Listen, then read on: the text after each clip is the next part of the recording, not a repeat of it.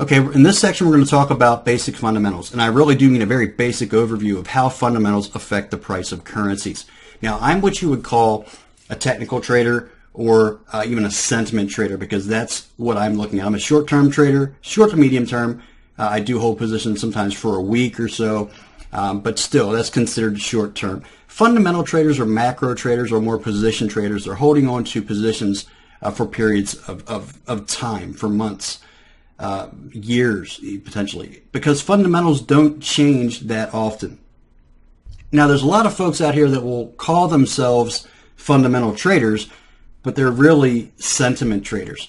If they're trading off of the intraday macro and micro releases that we have from day to day, they're really trading off the market sentiment. And it's really important to understand the difference, because the market focus changes.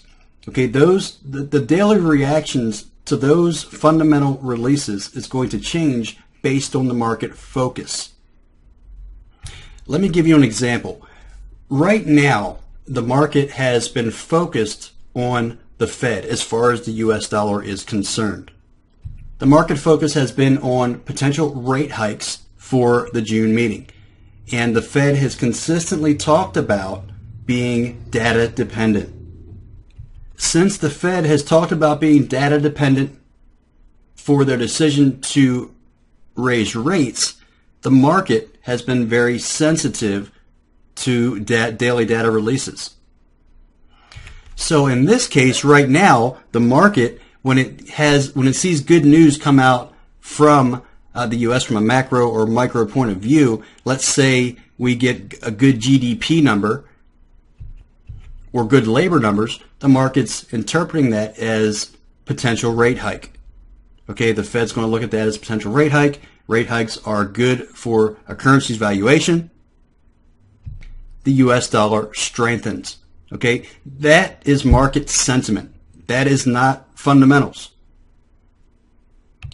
Another example, 2008, after the crash, the market went risk averse.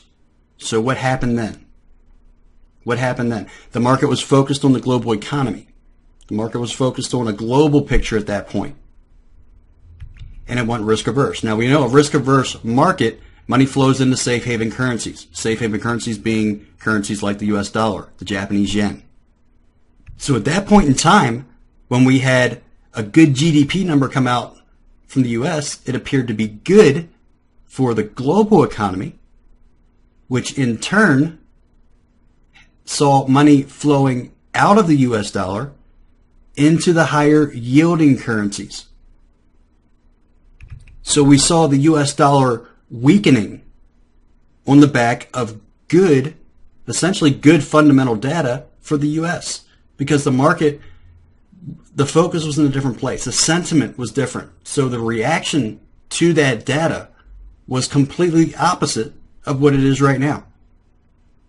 I remember during that time period, folks that don't have a good understanding or a good handle of this didn't understand what was happening.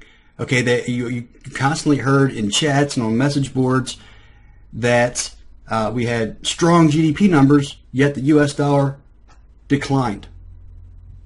And a lot of traders had a hard time figuring that out. Okay, but it all comes back to what the focus of the market is. Okay, market sentiment.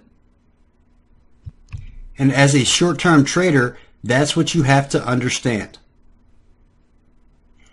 Okay, but anyway, let's go ahead and get into some basic fundamentals here so you have an understanding of how things work with the economy and the currency valuation, things to look for, things that really matter to us as currency traders. Look, we're not trying to be economists here. We're not trying to decide policy. Okay, we're only trying to trade currencies and make money. That's what we want to do. Okay, we want to trade currencies and make money. So we need to understand, have the understanding of how the fundamentals affect us as traders.